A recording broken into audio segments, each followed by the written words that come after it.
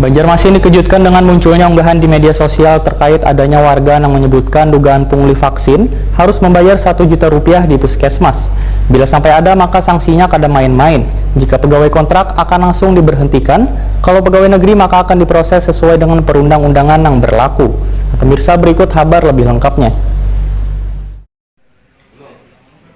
Banjarmasin dikejutkan dengan munculnya unggahan di media sosial terkait adanya warga yang menyebutkan dugaan pungli vaksin di puskesmas. Di unggahan Instagram tersebut, warga untuk mendapatkan prioritas vaksin harus membayar 1 juta rupiah. Kepala Dinas Kesehatan Banjarmasin Dr. Mahalir Riyadi SHMH, Wahid Prima TV Jelang Kemarian Selasa 10 Agustus 2021 menyatakan sudah meminta konfirmasi dengan seberatan kepala puskesmas di Banjarmasin, ternyata keadaan yang memungut bayaran bagi warga yang hendak bervaksin.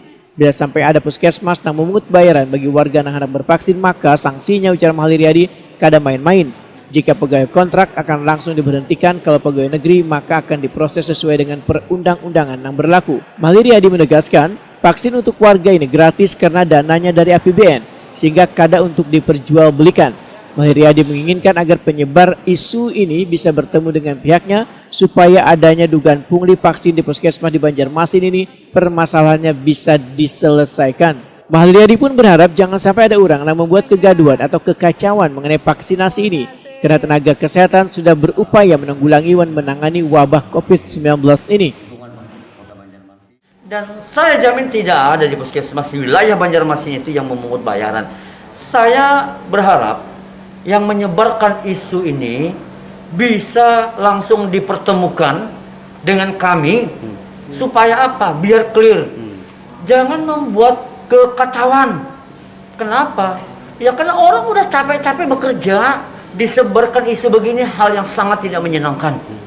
Ini orang udah capek memvaksin, ya, disampaikan begitu, ya mereka kecewa.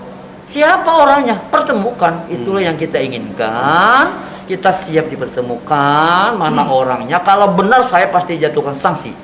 Gitu aja. Jadi jangan sebarkan isu yang menyesatkan dan ini tidak mengenakan buat petugas kita di lapangan.